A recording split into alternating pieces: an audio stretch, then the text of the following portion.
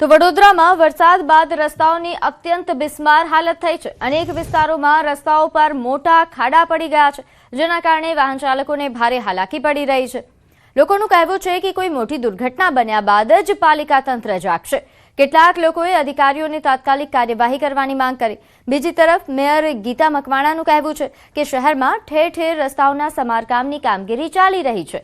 તેમના જણાવ્યા મુજબ હાલ જૂના રસ્તાઓ પર સમસ્યા છે, જ્યારે નવા વોરંટી અને ગેરંટી હેઠળના રસ્તાઓને કોઈ ખાસ નુકસાન નથી થયું। મેયરે અધિકારીઓને તાત્કાલિક સમારકામના નિર્દેશ આપ્યા હોવાનું અને જરૂર પડે ત્યાં પોતે પણ સ્થળ મુલાકાત લેશે તેવી ખાતરી આપી। મુશ્કેલી તો સાહેબ એટલી બધી છે કે કોઈ એની હદ નથી। જ્યારથી આ બાંધકામ ચાલુ કર્યું છે પુલનું, તે દિવસથી લોકો તારી આમ પોકારી ગયા। જ્યારે જુઓ ત્યારે ટ્રાફિક। પીક અવર્સમાં તમે જુઓ તો પબ્લિકની લાઈન લાગે છે 1.5 કિલોમીટર સુધી। પરમ દિવસે હું જ અહીં આગળ જાતે લપસી પડ્યો હતો, કારણ કે ચીકણી માટી જે અધિકારીઓને અરજી કરીને થાકી ગયા તો પણ અરજી સ્વીકારતા નથી અને એના પર કોઈ ધ્યાન આપતા નહીં, ખાલી ઉપર છેલ્લું માટું નાખીને જતા રહે। બહુ જ પરિસ્થિતિ ખરાબ છે। અહીંયા દર 2 દિવસે આટલા ખાડા પડી જાય છે અને બહુ અવર જવરની ટ્રાફિક એટલો થઈ જાય છે અહીંયા અને અટવાઈ જવાય છે। કોર્પોરેશન રિપેરિંગ નહીં કરતું, આવે છે કરીને જાય છે, 2 દિવસ પછી પાછું આવું થઈ જાય છે। ત્યાં તમે જોઈ શકો વડોદરા શહેરની હાલત શું થઈ છે। બ્રિજના કામો, ડ્રેનેજના કામો, વરસાદી કાંસોના કામો, આ બધા કામોના લીધે જનતાને જેટલો ફાયદો થાય છે એના કરતાં વધારે નુકસાન થઈ રહ્યું છે। વાહનોની હાલત ખરાબ છે। આવતા જતા આ રોડ પર તમે જોઈ શકો છો કયા પ્રકારે વાહનો લોકો હંકારી રહ્યા છે, રોડની પરિસ્થિતિ કઈ છે। એટલે ક્યાંક ને ક્યાંક ભ્રષ્ટાચાર છે, એના માટે જનતા હેરાન થઈ રહી છે। અત્યારે ચાલુ વરસાદમાં કામગીરી ચાલે છે, એટલે ચાલુ વરસાદના લીધે તો ધોવાઈ જવાનું છે જેટલી બી કામગીરી થશે, પણ વાહન વ્યવહારની અવર જવર જે બંધ કરાવીને કરવું જોઈએ એ હમણાં થયું નથી, કેમ કે ટ્રાફિકનું જામ બી થઈ જાય છે અને વાહન વ્યવહાર બી ચાલુ હોય છે, એટલે પ્રોપર કામ નથી થયું।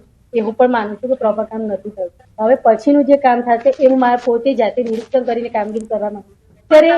અત્યારે જે ખાડા પડ્યા છે એ પહેલાના જે જૂના રોડ હતા એના પડ્યા છે, જે 5 વર્ષ ગેરંટી વાળા જે રોડ અત્યારે બન્યા છે એમાં ખાડા નથી પડ્યા। ચોમાસાની શરૂઆત થાય ત્યારે વડોદરા શહેરના રસ્તા પરથી ખાડા દૂર થવાને બદલે રસ્તા ગાયબ થઈ જાય છે અને એના જીવતા જાગતા પુરાવા છે તે વડોદરા શહેરના જુદા જુદા રસ્તાઓ પરથી સામે આવી રહ્યા છે। અત્યારે દ્રશ્યો જોઈ શકાય છે કે સરદાર એસ્ટેટ જે રોડ છે ત્યાંના દ્રશ્યો છે અને દરેક જે વાહન અહીંયાથી પસાર થાય છે તે ડાન્સિંગ વાહન બની ગયું હોય તેવા પ્રકારની સ્થિતિ છે। વાહન ચાલકો કઈ મુશ્કેલીમાંથી અહીંયાથી પસાર થઈ રહ્યા છે તેનો અંદાજો પણ જે છે તે લગાવી શકાય છે। જીવના જોખમે લોકો અહીંયાથી પસાર થઈ રહ્યા છે અને આ એ જ રસ્તો છે કે જ્યાં 24 કલાક પહેલા વાહન જે છે તે ખાડામાં પડવાના કારણે 2 લોકો જે છે તે ઈજાગ્રસ્ત થયા હતા અને આ જ પ્રકારની સ્થિતિ જે છે અને હાલાકી છે તે અહીંના નાગરિકો વેઠી રહ્યા છે। લાંબા સમયથી આ સમસ્યા છે, પરંતુ વડોદરા મહાનગરપાલિકા દ્વારા જે મુખ્ય માર્ગો હોય છે તેનું સમારકામ કરવામાં આવે છે અને દેખાડા કરવામાં આવે છે, પરંતુ ગ્રાઉન્ડ લેવલની સ્થિતિ જે છે તે કંઈક આખી અલગ છે।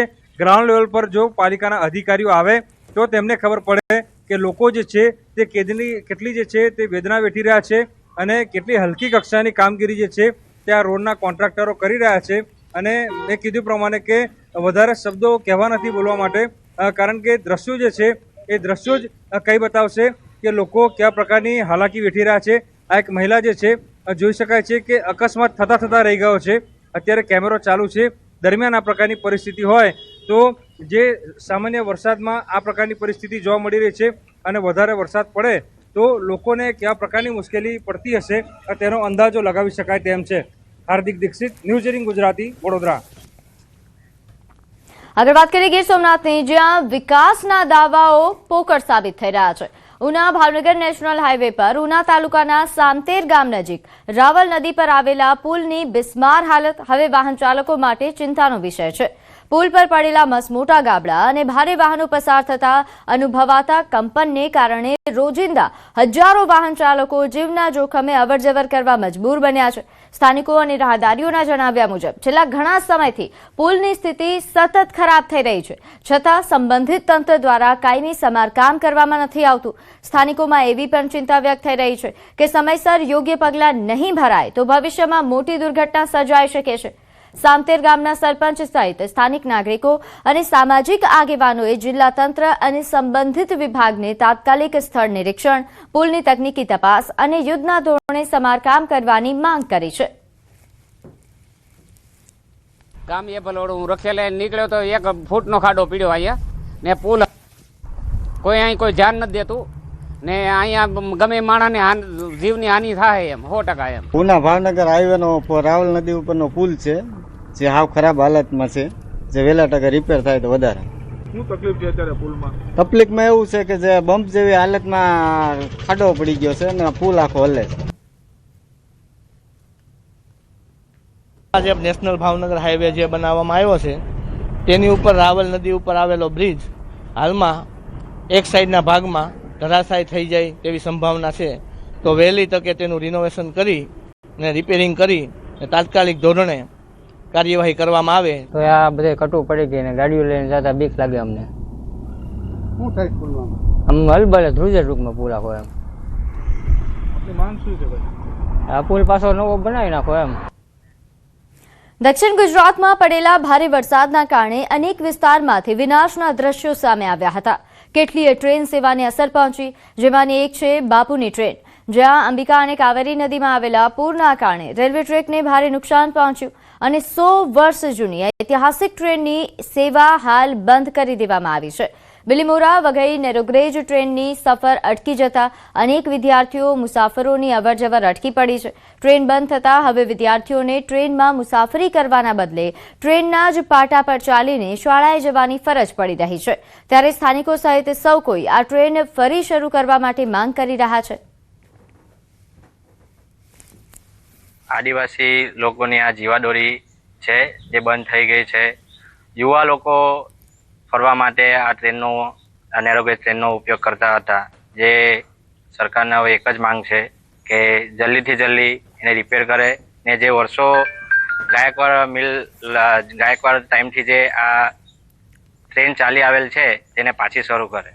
ગાયકવાડી રાતથી શરૂ થયેલી બાપુની ટ્રેન કોરોના કાળમાં બંધ થઈ હતી ને હવે 2026માં જે વિનાશક પૂર આવ્યું, અંબિકા અને કાવેરી નદીઓ ગાંડી તૂર બની હતી અને એ અંબિકા અને કાવેરીના પાણીઓએ આ બાપુની ટ્રેનના જે ટ્રેક છે એ ટ્રેક સંપૂર્ણપણે ધોઈ નાખ્યા છે.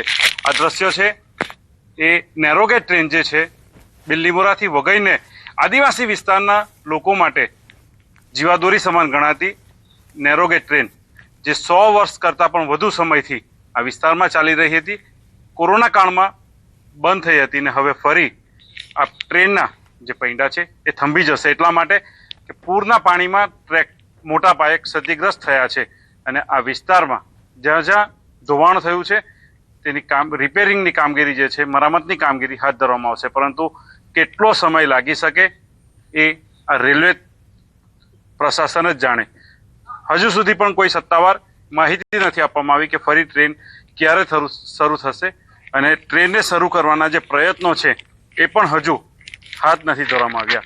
આદિવાસી વિસ્તારના લોકોની એક જ માંગ છે આ ફરી ટ્રેન શરૂ થાય અને જે લોકોની જીવાદોરી સમાનના ટ્રેન ગણાય છે, બાપુની ટ્રેન છે, ઐતિહાસિક ટ્રેન છે, એ ફરી આ પાટા પર દોડવા માંડે. ભાવિન પટેલ, ન્યૂઝ 18 ગુજરાતી, નવસારી.